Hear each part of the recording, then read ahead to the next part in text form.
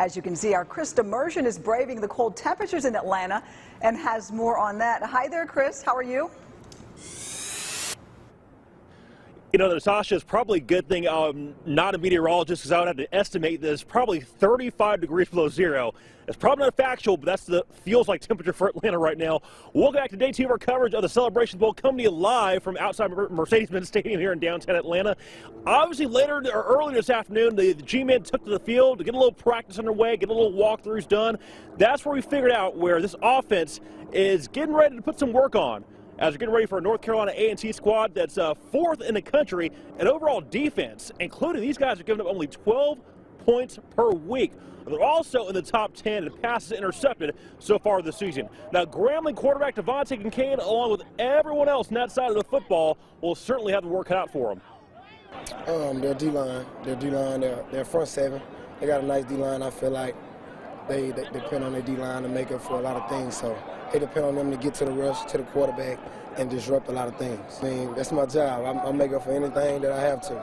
We're just going to go out and try to make this one of the games that we play a full, complete game of football. We haven't played 4 quarters yet, and tomorrow might be the biggest stage to set that for one another. So that's what we're going to try to do, play.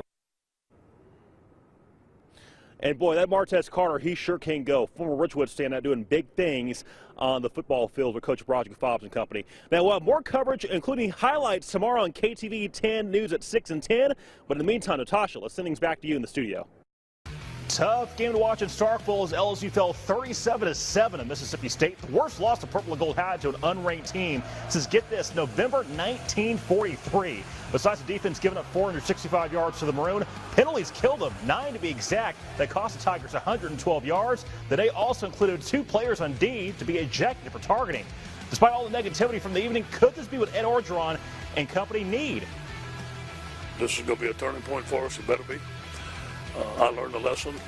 We did not prepare as well as we should. We did not play well.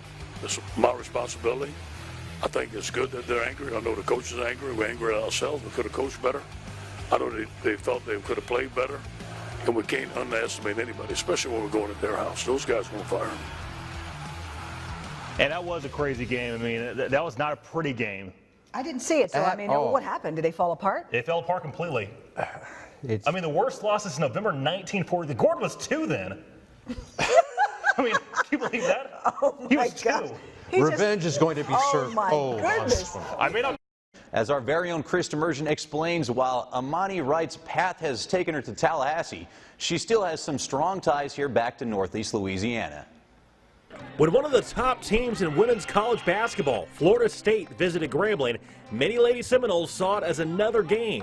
It was a homecoming for senior and Louisiana native Amani Wright. You know, it's crazy special. I mean, just to have this opportunity to come here and for my family and friends to get a chance to come see me play, it's more than I could ask for. The Baylor transfer is one of the top field goal shooters on her squad. Her hot streak continued when she led all scorers with 22 points in the 96-53 win over the Lady Tigers. My teammates encouraging me and wanting me to do well in front of my family and friends. And that's what I love about, you know, Florida State. She's steady, she's explosive, but really everybody loves her. And that really is the difference. You know, you can be a great leader if everybody loves you.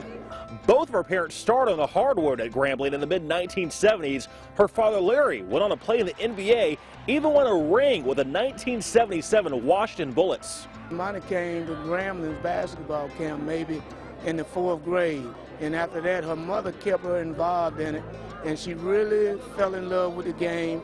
And she played AAU up until she went to college. I wasn't good when I first started, but you know, for my parents to just tell me to keep working at it and that I could do anything I wanted to do. And basketball was that avenue for me to, you know, go to the next level and get an education. She's hoping her on-court success will land her a spot in the professional ranks. That's always been a goal of mine, but of course there is after basketball, and so going overseas is always an option too. But just, you know, finding something that fits within my degree and just going to do something that I love. Despite playing for the opposition, Wright's family was loud and proud as she continues to suit up for the sport that's been passed down the bloodline.